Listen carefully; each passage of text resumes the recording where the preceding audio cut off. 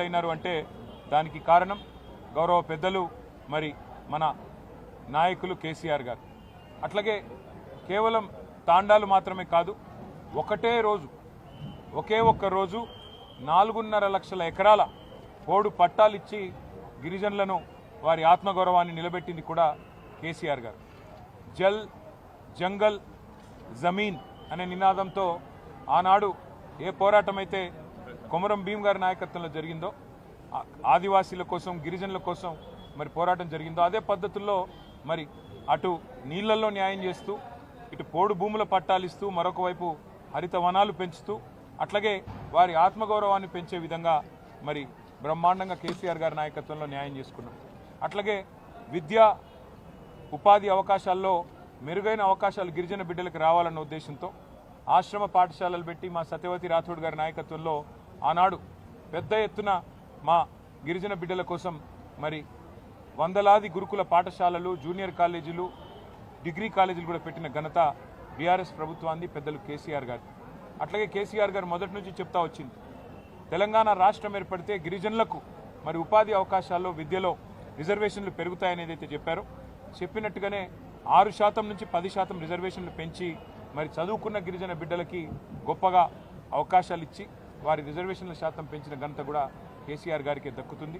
దాంతోపాటు మరి ఎవరైతే వ్యాపారవేత్తలుగా రాణించాలనుకుంటారో గిరిజన బిడ్డలు, వారి కోసం ఆనాడు కేసీఆర్ గారి నాయకత్వంలో సీఎం ఎస్టీ ఆంటర్ప్రినర్షిప్ ప్రోగ్రామ్ అని చెప్పి పెట్టి 200 మంది గిరిజన బిడ్డలకు మరి లక్షలాది రూపాయలు ప్రభుత్వ సబ్సిడీ ఇచ్చి వారికి ఇంట్రెస్ట్ లేకుండా మరి బ్యాంకు రుణాలు ఇప్పించి వారిని ఒక పారిశ్రామికవేత్తలుగా, ఔత్సాహిక బిజినెస్ మెన్గా కూడా తీర్చిదిద్దింది కేసీఆర్ గారి నాయకత్వం. కాబట్టి అన్ని రంగాలలో ఎన్ని రకాలుగా మరి న్యాయం చేయగలమో అన్ని రకాలుగా న్యాయం చేసే ప్రయత్నం చేసినాం. మా సోదరులు గుర్తు చేస్తున్నారు, ఓవర్సీస్ స్కాలర్షిప్లు కూడా ఇచ్చామని.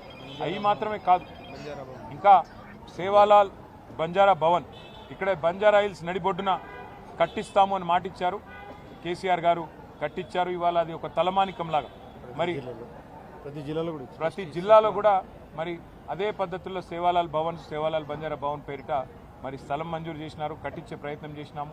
అట్లాగే హైదరాబాద్ నడిబొడ్డున బంజారా హిల్స్లో మరి ఇక్కడ బ్రహ్మాండమైన భవనాన్ని ఏర్పాటు చేసి దానికి కేసీఆర్ గారే ఇనాగ్రేషన్ కూడా చేసి గిరిజనుల ఆత్మగౌరవాన్ని నిలిపి అట్లాగే సేవాలాల్ మహారాజ్ జయంతిని కూడా అధికారికంగా నిర్వహించడమే కాకుండా మరి బ్రహ్మాండంగా రాష్ట్ర ప్రభుత్వమే మొత్తం బాధ్యత తీసుకొని నడిపింది కేసీఆర్ గారి నాయకత్వం.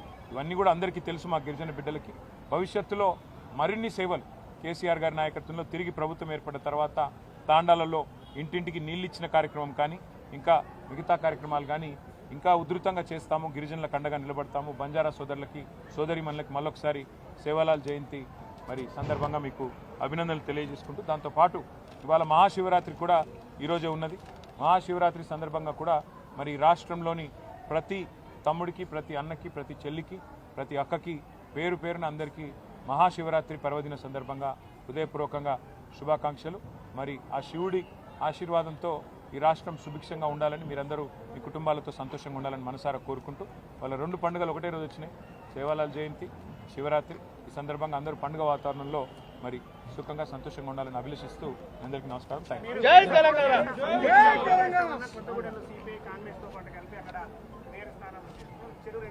ఉండొచ్చు, దానికేముంది, వాళ్ళు ఆల్రెడీ అలయన్స్లో ఉన్నారు కదా. కాకపోతే వాళ్ళు ఆల్రెడీ సిపిఐ అనేది అలయన్స్లో ఉంది, ఇబ్బంది ఏమీ లేదు. మేము సింగరేణిలో ఉండే కార్మికుల ప్రయోజనాల దృష్ట్యా సింగరేణిలో జరుగుతున్న దోపిడీని నిరోధించడానికి అని నేను క్లియర్గా చెప్పాను.